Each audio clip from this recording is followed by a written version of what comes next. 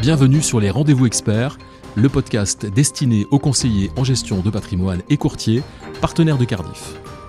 Qu'elle soit immobilière, connue sous l'acronyme SCI, ou patrimoniale, SCP, la société civile est un moyen pour à la fois gérer en commun des actifs diversifiés, mais également optimiser la transmission d'un patrimoine à ses héritiers. Alors le podcast Les Rendez-vous Experts s'intéresse de près à ce sujet aujourd'hui, et pour répondre à toutes nos questions, j'ai invité Thomas Boucheron. Bonjour Thomas. Bonjour Gilbert. Bienvenue au micro. Thomas, je le rappelle, vous êtes ingénieur patrimonial chez BNP Paribas Cardif, et vous allez donc tout nous expliquer sur les avantages et les inconvénients de la société civile, vous m'avez précisé, à l'IR, et ça c'est important. Tout à fait. Alors Thomas, je vous propose tout d'abord de nous redéfinir en quelques mots ce qu'est une société civile, quelle forme elle peut prendre et surtout quel type de société civile va nous intéresser dans ce que vous allez nous présenter aujourd'hui. Alors la société civile est une société de personnes ayant une activité civile, c'est-à-dire une activité qui n'est pas commerciale. Il existe une multitude de formes de sociétés civiles, mais aujourd'hui nous nous intéresserons à la société civile immobilière et plus généralement à la société civile de patrimoine. Est-ce qu'on peut dire du coup ce que j'évoquais légèrement en introduction, que la société civile est pour les gestionnaires patrimoniaux un véritable outil d'optimisation justement de la gestion patrimoniale ? Oui, tout à fait. La société civile est un excellent outil de gestion et de transmission du patrimoine. Elle permet de transmettre à ses enfants, d'acquérir un bien notamment avec son concubin, ou de protéger une personne vulnérable. Son cadre légal offre une grande souplesse aux associés pour la rédaction des statuts et va permettre d'avoir des statuts correspondant aux souhaits et aux objectifs des associés. En pratique, il est quand même conseillé d'avoir recours à un spécialiste, à un notaire ou un avocat pour avoir des statuts clairs et précis. Thomas, la société civile, si j'ai bien compris, a son propre patrimoine, mais est-ce que celui-ci se confond avec celui de ses associés ? Alors non, la société civile dispose de la personnalité morale. Elle a donc son propre patrimoine qui est distinct de celui de ses associés.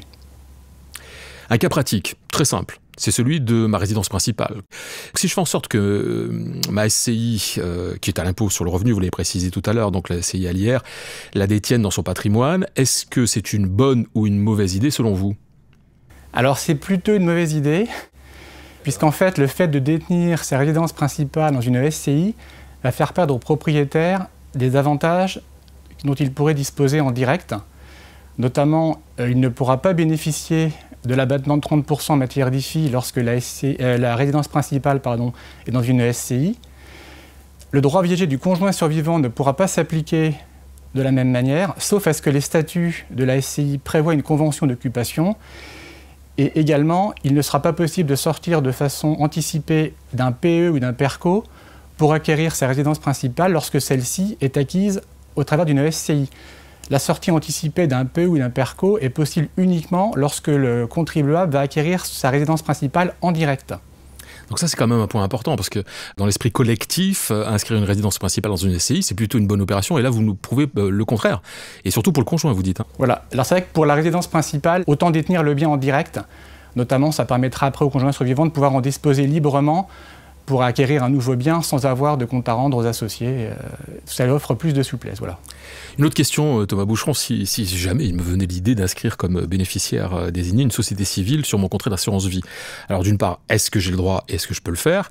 Et d'autre part, est-ce que je peux également désigner comme bénéficiaires les associés de cette même société civile ? Alors en ce qui concerne la désignation bénéficiaire de la société civile à l'IR, oui, c'est tout à fait possible. En pratique, cette désignation s'effectue dans le cadre d'une opération de sécurisation de l'affectation des fonds et doit présenter un intérêt patrimonial, notamment lorsque les capitaux d'essai sont versés à des mineurs ou à des personnes vulnérables.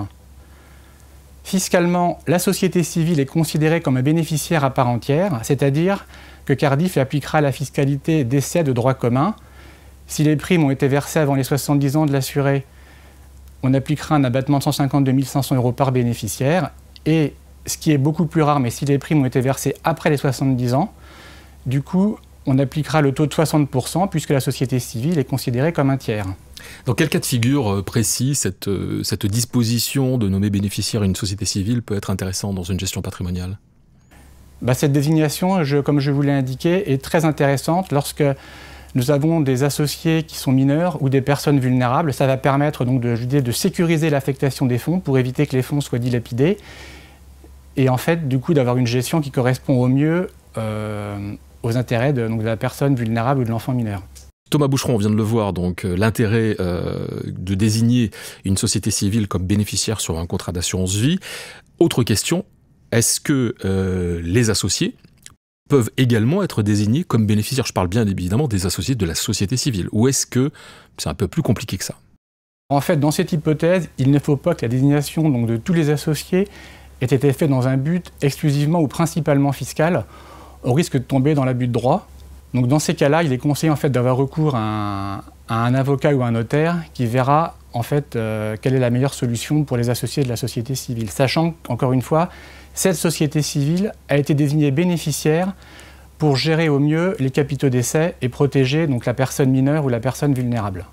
Donc si je vous comprends bien, si je résume, il peut y avoir des associés de la société civile comme bénéficiaires, mais dans une certaine limite, on est bien d'accord. Tout n'est pas permis. Oui, tout n'est pas permis, et l'idéal finalement c'est de désigner la société civile bénéficiaire unique des capitaux décès pour éviter tout risque de requalification en abus de droit. Très bien.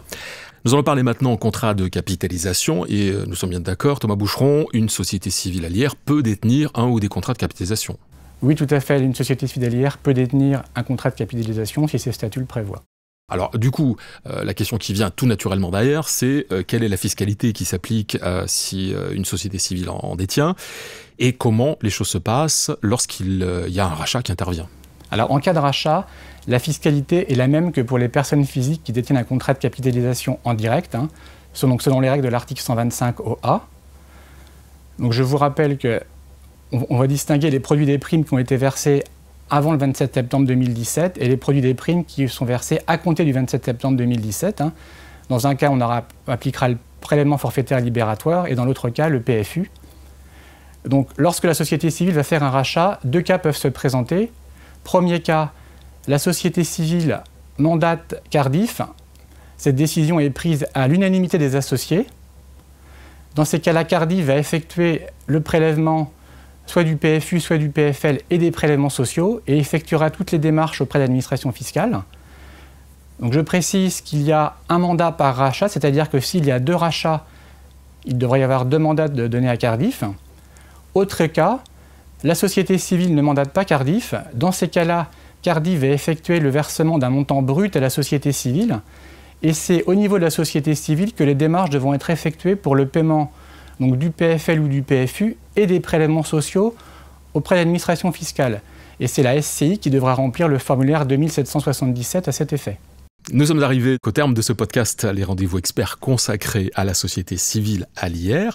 J'imagine que certains d'entre vous auront des questions, voire des cas pratiques. Et on est bien d'accord, Thomas, vous êtes toujours disponible pour répondre aux questions qu'on va vous poser, soit par mail, soit via les chargés de partenariat. Oui, tout à fait, pas de souci.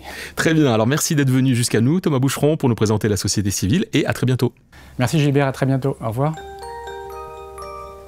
Et merci à vous d'avoir écouté les rendez-vous experts. Si vous avez aimé l'émission, n'hésitez pas à la partager avec votre réseau, à donner des étoiles. N'hésitez pas non plus à nous faire part de vos remarques, de vos questions, mais aussi des sujets que vous aimeriez voir abordés sur les rendez-vous experts.